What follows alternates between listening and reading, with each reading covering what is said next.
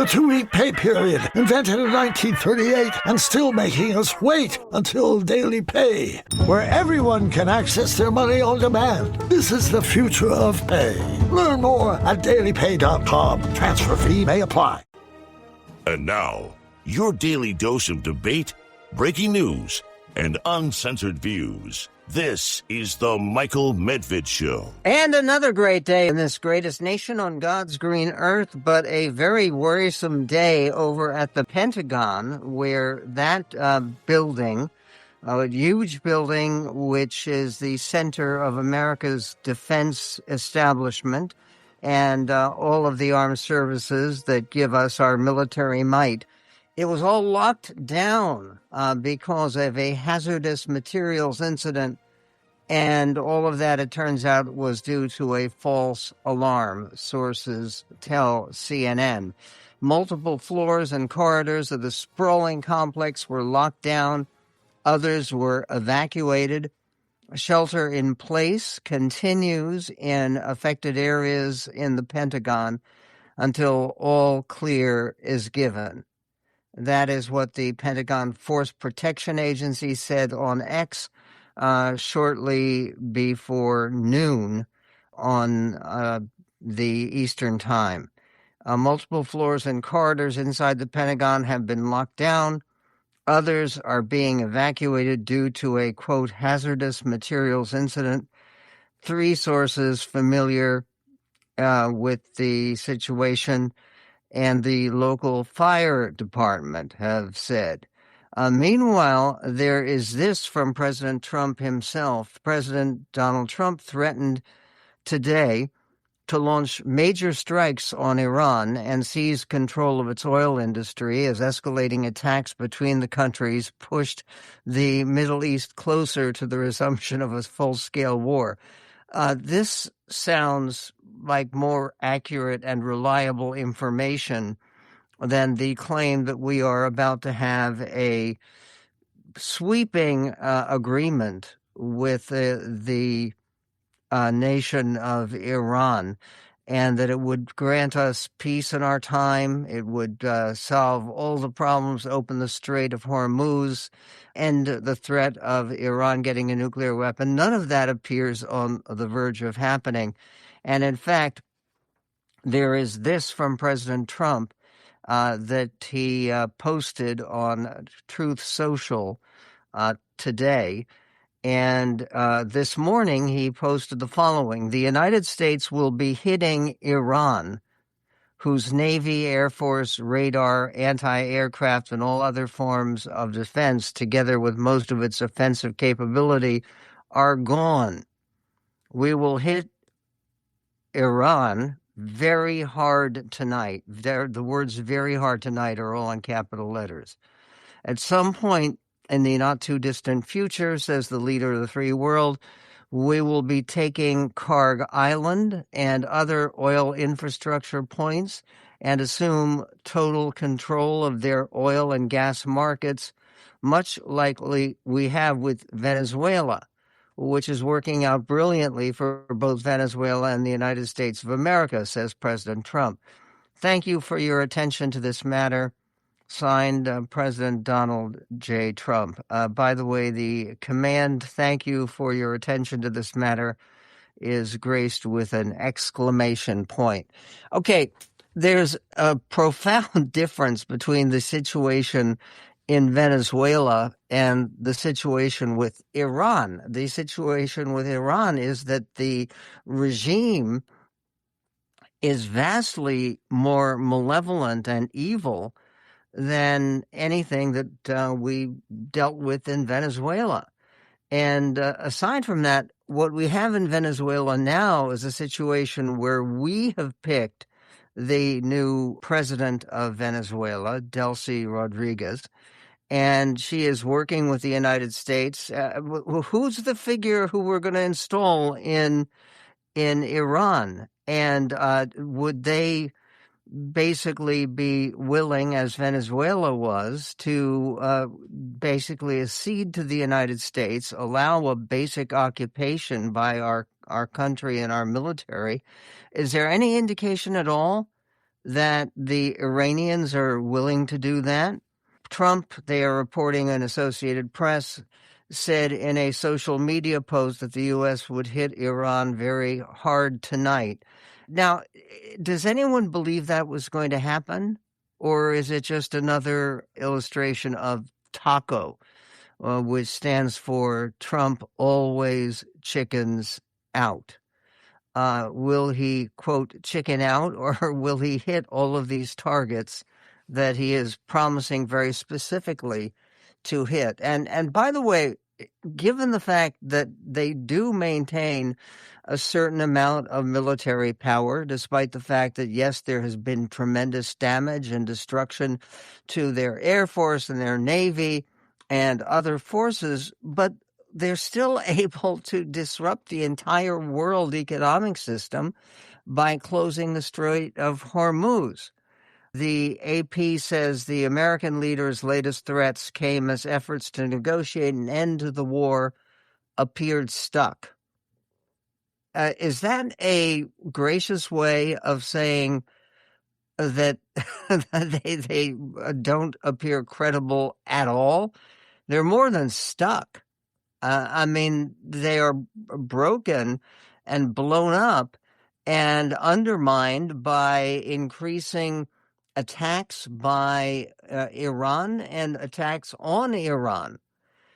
Trump has voiced his frustration with the stalled negotiations. The whole world, I think, is frustrated, warning earlier in the week that Tehran would pay the price. That was the phrase he used, for taking too long to reach a deal.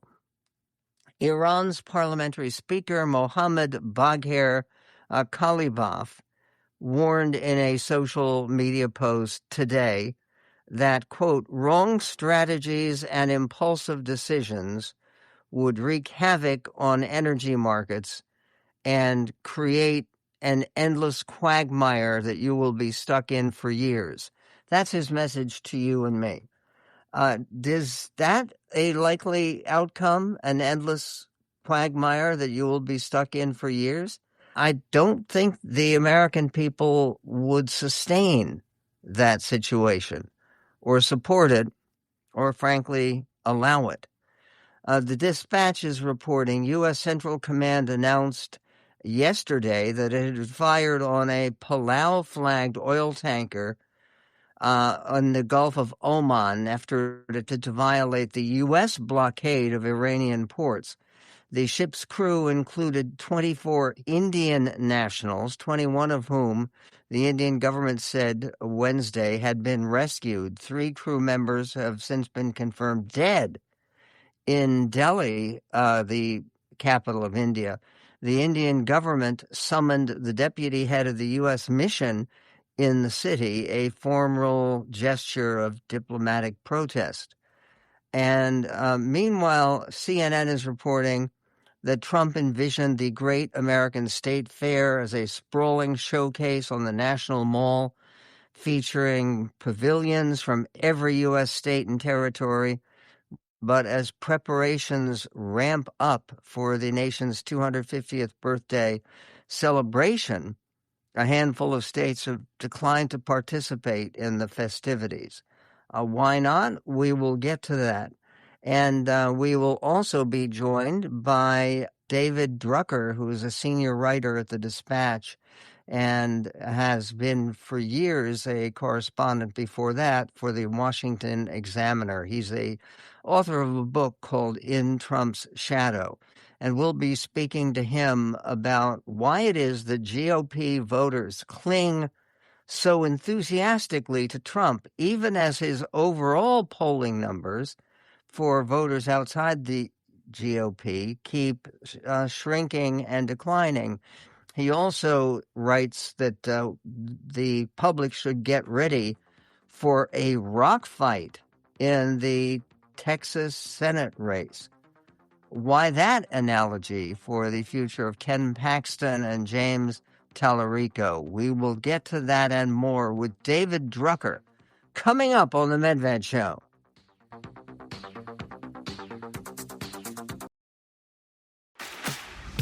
This episode is brought to you by Fox One. Watch all 104 matches of the FIFA World Cup live in 4K for just $19.99 a month with 3 days free. Build your own multi-view, choose up to 3 streams, and follow player spotlights. Stay on top of every moment with live stats, highlights, and instant replays. The FIFA World Cup, streaming live on Fox One. Offers are subject to change. See fox.com for complete terms and conditions. And on the Michael Medved Show, it is a pleasure and an honor to welcome back to our show David M. Drucker, who is a senior writer at The Dispatch, and he's based, of course, in Washington, D.C. Prior to joining the company in 2023, he was a senior correspondent for the Washington Examiner. He's the author of the book In Trump's Shadow. And David, we had primary elections in 6 states this week. What was the message that the American people were sending, if any? And if there's any clear message, any consensus in terms of what the people of the country were trying to say by their votes on Tuesday? Yeah, I don't know, Michael. Thanks for having me. That there was some consistent message. Obviously these are different primaries in different states with different parties.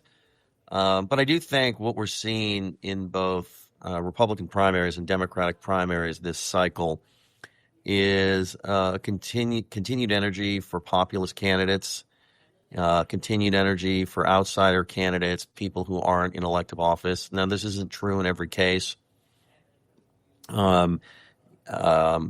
In Iowa this month, the Democratic primary was won by the establishment favorite, an elected official in Iowa recruited by Senate Minority Leader Chuck Schumer, and the upstart populist challenger lost. But obviously we saw in Maine this week, Graham Plattner really suffer no ill effects from all the scandals that are now plaguing him, the lies that he's told, the ethical baggage he's carrying around. He's an outsider. He's a populist. He's going after the oligarchs and the billionaires and the evil people and the people with money and the people that have more money than him and all that stuff. And people are really responding to this idea that, everybody with money is in cahoots with Washington politicians to make their life miserable. And it's a really successful, it's a really effective message to run on. And, on the Republican side, it's a little bit different just because Donald Trump, the leader of the party, is able to put his thumb on the scale in a lot of these primaries and be successful in doing so. And yet, the candidate he endorsed for governor in Iowa, Randy Feenstra, very capable congressman, was narrowly defeated by this upstart businessman that nobody had given much of a chance. And in South Carolina, in the primary for governor, the candidate the president endorsed is proceeding to a runoff, but wasn't able to close this thing out in round 1. And I just think that's just because there is a lot of sort of angst and energy having to do with a dissatisfaction with politics as usual, even though the voters themselves are major contributors to the so-called politics as usual. Well, the conclusion that you reach, that people are still rallying to outsiders and people are going to upset the apple cart and turn things around. Barton Swaim had an interesting piece in the Wall Street Journal today about the similarity, really, between the situation with Ken Paxton in Texas and with Graham Plattner in Maine. These are people, both of whom are tarred by scandal, and a lot of it, and yet the scandals against them, they seem to be winning their races, not in spite of the scandals, but because of them, because they're the bad boys who have come to this particular party. What do you say? Yeah, I think he's right about that. I think that for Paxton in particular, the fact that he was impeached and nearly removed and is fighting back against the media and the Democrats and everybody else who were pointing out all of his ethical misdeeds shows a lot of voters that he's willing to fight, that nothing's going to get in his way, and he's going to fight for the voters. And I thought, in a weird way, it was a disadvantage for John Cornyn against Ken Paxton in that primary, because John Cornyn couldn't similarly prove that he was a fighter because, well, he's not a bad guy. He doesn't have a bunch of baggage and scandals around him. He's never done anything that if he was in a position where you could get impeached, that he would be impeached. And so how do you prove you're fighting? Well, he tried to show how he was governing and delivering for Texas with federal dollars and laws that he voted for. It's not what the voters of Texas in the Republican primary wanted. They wanted somebody who fights. And what better way to prove you fight than to do a bunch of stuff wrong and say, I'm And going to get yourself impeached by your own party, which is what happened to Paxton. Yeah, and I think, with Plattner, it's a lot of the same in that he's been willing to fight through all of the things that we're recently learning about. I think he's a weaker candidate in that state because of it, because he's running against Susan Collins. So it's not quite apples and oranges. I think Paxton is a weak candidate, although he's still more likely to win than not. I think Plattner began as a very strong candidate, a very good contrast to Susan Collins, youthful, energetic. And now a lot of that, there's a big hole in that balloon that was carrying him upward because, Susan Collins is so quintessentially Maine. And, we're going to have to see what happens in that race. I thought the most fascinating thing when you're looking at Texas and Maine and what this shows us is voters are all the same. They just support different teams. And Democrats have been saying for years, they've been asking Republicans to account for Donald Trump and other Republicans who use provocative language, behave provocatively, either break the law or skirt the law or manipulate the law. Well, one of the things that was true here for both Paxton and for Plattner is marital difficulties, misbehavior within the context of a marriage, sexting in one case and full-out affairs in the other. But people don't really seem to hold that against them. Well, people have never really that gets a little complicated in terms of how voters look at things. But the point I was making is even if you take Graham Plattner's infidelity out of the equation, he has a Nazi tattoo. He's lied about the Nazi tattoo. He's said a bunch of horrible things about people. And, look at President Trump. He does not have a Nazi tattoo, to be clear, but he said a bunch of horrible things about people and doesn't always tell the truth. And Democrats every day for 10 years have been asking Republicans to explain themselves for that. And now Democrats are embracing Graham Plattner. And, and that goes from elected officials all the way down to the voters. And so the point, what I thought was sort of revelatory about this situation in Maine, directly compared to the situation in Texas, is we now know voters are all the same.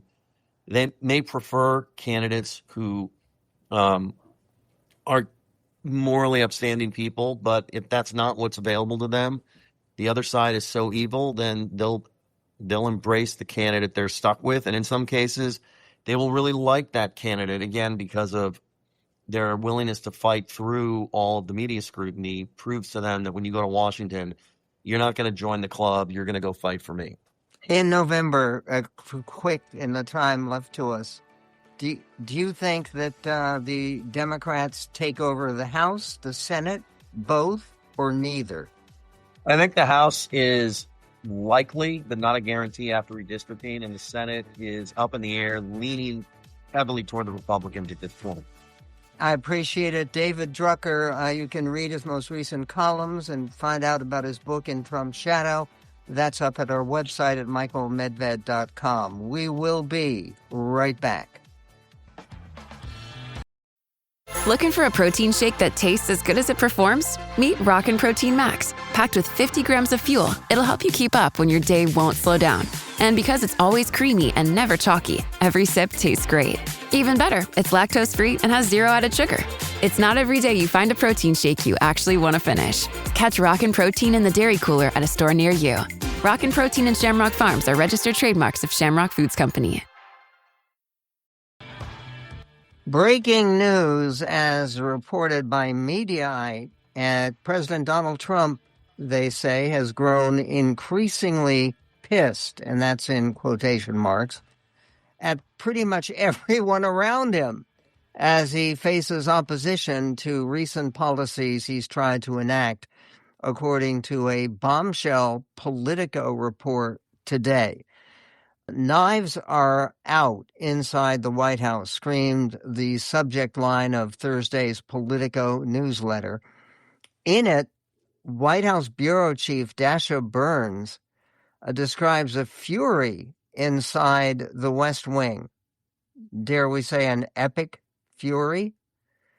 Burns reports that the rise of Bill Pulte as Director of National Intelligence has triggered, quote, angry, insular, grievance-driven moods that are increasingly shaped by a group of loyalists with direct access to the president. The idea of people embracing norm-breaking is also something that is described by Barton Swaim in the piece in the Wall Street Journal that I was talking about with David Drucker just a few moments ago. And he writes in his column about the significance, the deeper significance and message in the candidacy of Ken Paxton in Texas and of Graham Plattner in Maine. Texas and Maine wouldn't seem to have too much in common. But he writes in the Wall Street Journal, if there is some non-malignant part of Graham Plattner's character, we have yet to hear about it. Mr. Plattner, Maine's Democratic nominee for U.S. Senate, he writes, has managed, however unintentionally, to make moral repugnance his chief point of salability. The vile, deranged social media posts, the credible stories about his filthy musings and rough treatment of women, the Nazi death camp tattoo, of whose meaning the self-described, quote, military history buff, unquote, claimed total ignorance, it all seems to have enhanced his appeal to Democrats. Each revelation, like the indictments of Donald Trump in 2023, failed to diminish Mr. Plattner's support and almost certainly solidified it. Except that whereas Mr. Trump's indictments ranged from overwrought to preposterous and gave his supporters the sense that his enemies aimed to destroy him at all costs, the Plattner stories led readers to believe the man is a volatile oaf. It's an interesting phrase, a volatile oaf. Okay. Mr. Plattner, the Democrat, repeats the views of every other Bernie Sanders-aligned leftist in this election cycle, including the claim that Israel committed genocide, in quotes, in Gaza, a lie that accords nicely with his tattoo, which was a Nazi tattoo. What appeals to his supporters isn't the message, despite the ugliness, but the ugliness itself. Even so, Republican declarations of disbelief ring hollow, writes Barton Swaim, not least because the Texas GOP, in one of the most watched primary contests of 2026, nominated State Attorney General Ken Paxton, a man who wears scandal like a red satin jacket. Voters might have given Senator John Cornyn a fifth and presumably final term and got precisely the same votes on the big issues. But Lone Star Republicans chose to interpret Mr. Paxton's ethical hooliganism and penchant for liaisons as political virtues. No one really wanted to know about the Attorney General's marital trouble, but he made that, too, public business. The impeachment of Ken Paxton, who was impeached by the state legislature in Texas. The impeachment alleged that Mr. Paxton benefited when the donor for whom he did legal favors took on the Attorney General's paramour as an employee. The Texas House, controlled entirely by Republicans, voted overwhelmingly to impeach Mr. Paxton in 2023, suspending him from office. The Senate, also controlled by Republicans, voted narrowly to acquit him. His wife of nearly 40 years, a state senator, required to recuse herself from the vote, last year filed for divorce on, quote, biblical grounds, unquote. By then, the three-term Attorney General had won statewide re-election twice, in 2018 and 2022, after having been indicted in 2015, his first year in office, for securities fraud. That case ground on for nearly a decade and ended with no admission of wrongdoing, though the settlement required the Attorney General to pay $300,000 in restitution and to undergo legal ethics training. And Barton Swaim concludes, I am left to conclude that a vote for Mr. Paxton or for Mr. Plattner is less an expression of support for the candidate than one of perversity and irritation, or maybe despair. All the important people, the political class, the media, call him a monster. That means he must be all right. Maine citizens and Texans, Mainers and Texans, want fervently to send these troublemakers to the Senate is a fiction made plausible by the system of popular primaries bequeathed on us by early 20th century progressivism. For a decade, the chattering class, says Barton Swaim, has bewailed an attack on democracy.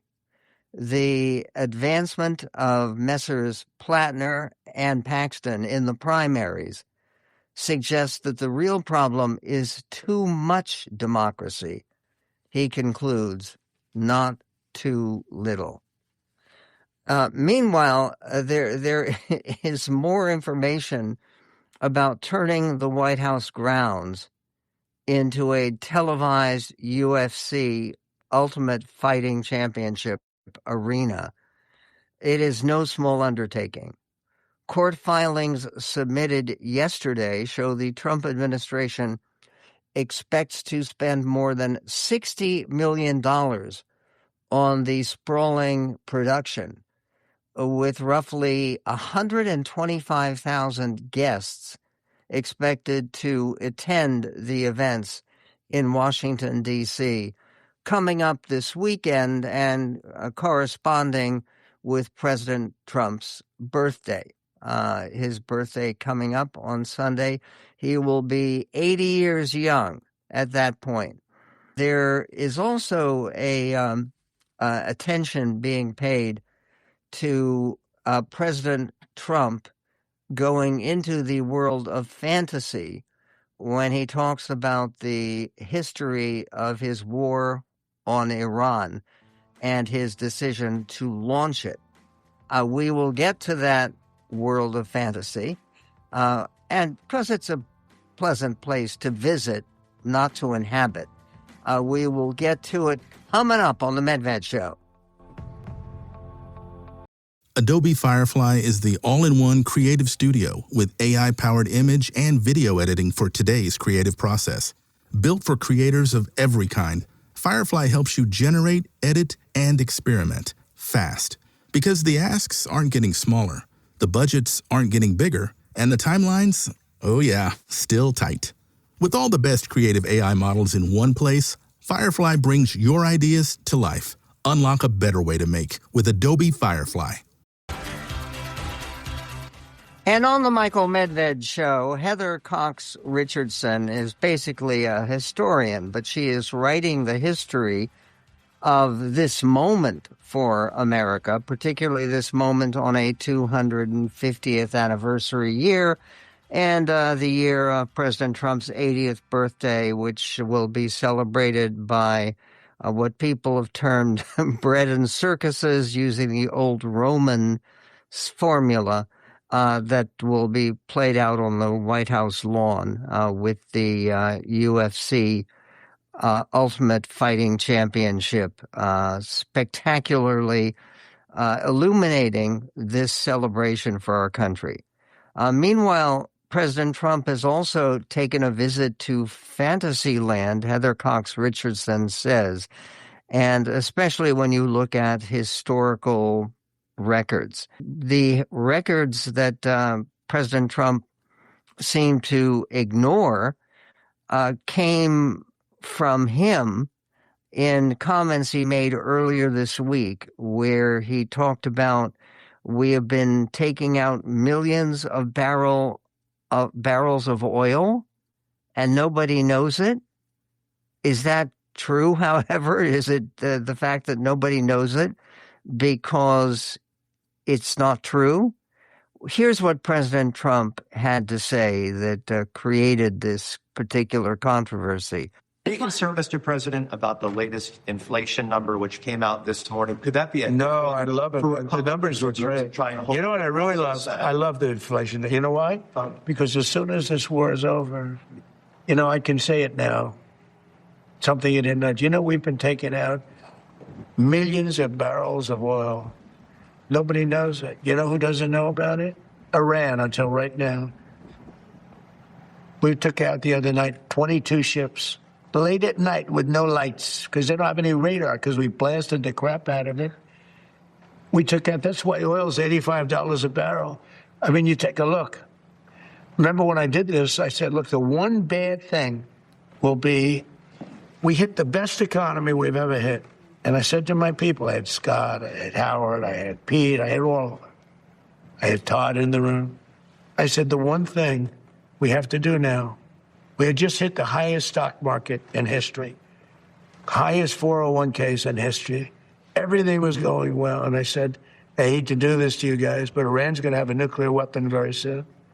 We have to go and attack. Heather Cox Richardson writes, and then his speech slid into a fantasy rewriting of the history of his war on Iran and his decision to launch it. Trump claimed that he was telling reporters in Iran for the first time that the U.S. was secretly taking oil from Iran. Now, that would be a very difficult secret to conceal. But, okay, that's what he said. He said, do you know that we've been taking out millions of barrels of oil? He asked. Nobody knows it. You know who doesn't know about it? Iran, until right now.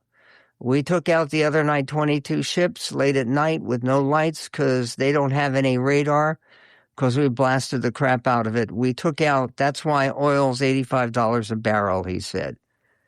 As Eric Schmidt and Jonathan Swan of the New York Times report, says Heather Cox Richardson, Trump appeared to be referring to the well-known U.S. operation to help dozens of commercial vessels traverse the Strait of Hormuz. So far, the journalists report, the U.S. has guided more than 200 ships through in a little more than a month. Before the war, about 3,000 ships a month traveled through the strait. The reporters say they could not confirm Trump's claim that the effort had enabled more than 100 million barrels of oil to reach the market. Then Trump segued into a rewriting of why he started the strikes in the first place, in order to suggest the dramatic hit the economy has taken from the war was part of his plan all along. That's why I said he loves the inflation. He claimed he had deliberately made the choice to hurt the economy to stop Iran from producing a nuclear weapon, which he claimed, contrary to his own intelligence officers' assessments, was going to have been very soon. And writing in the New York Times, they say, as often happens with Mr. Trump, the truth was less dramatic than what he described. According to a senior U.S. military official, writes the Times, who spoke on the condition of anonymity, the president was referring to an American effort to steer the passage of dozens of commercial vessels through the Strait of Hormuz. While the operation was surreptitious enough, the U.S.-guided vessels have been turning off their transponders to avoid detection when crossing the narrow waterway. It could hardly have been news to Iran. Late last month, the New York Times published an article about the effort, reporting that U.S. Central Command had shepherded about 70 commercial ships through the strait. The number of vessels steered through the strait is now more than 200 in a little over a month. The military official said before the war, traffic through the waterway was typically about 3,000 per month. U.S. officials have declined to say what type of vessels were getting through the strait clandestinely and what route they took. But one official indicated that at least one route was not close to the Iranian coastline. Ships passing near Iran without obtaining Iranian approval face the threat of an almost certain attack by Iranian drones or missiles. Shipping analysts say the U.S.-guided crossings appear to follow routes that are closer to Oman. Later yesterday, the president claimed on social media that this secret mission that he authorized last month had resulted in more than 100 million barrels of oil reaching the open market. That is a claim that cannot be immediately verified independently. The idea that on such a pressing issue where basically the whole question about whether we're actually going to hit Iran very hard tonight, as the president has said on his Truth Social account, whether that is going to happen, whether there actually will be a clarification and an opening of the Strait of Hormuz, all of that is put into question with this total unreliability by President Trump and the strong suspicion that there will be a taco response concerning his pledge most recently to slam Iran with another military strike. And in happier news, it's happy because we love our sports excitement and we love underdog stories. And the New York State Knicks, who looked like they were cooked. They were trailing by 29 points late in the third quarter. And last night they won. They actually achieved the biggest comeback in NBA Finals history. That was last night. And President Trump was not there to get booed by the audience. He had no part of this at all. But the New York Knicks are now on the verge of their first championship in more than half a century, with a chance to clinch the title in Game 5 on Saturday. Amazing. And do you think that New York will be celebrating even this not yet conclusive victory? I think they are very likely to be celebrating it enthusiastically. President Trump did speak out in an emphatic way about Graham Plattner, and it was actually good to hear it. He called the Senate candidate from Maine a thug and a pig, and suggested that the Democratic Party was hypocritical for lining up behind someone with so many questions about his past personal conduct and treatment of women. That line of political attack was striking, they say at the Associated Press, coming from a president who himself has been accused of misconduct with women, was once caught on audio bragging about grabbing women by their genitals and was found liable by a New York jury for sexual abuse. That's the E. Jean Carroll case that is still pending. Coming up, math scores tell something about what's happening with American education in this greatest nation on God's green earth. The greatest show on God's green earth. Listen. It's the Michael Medved Show. And listen.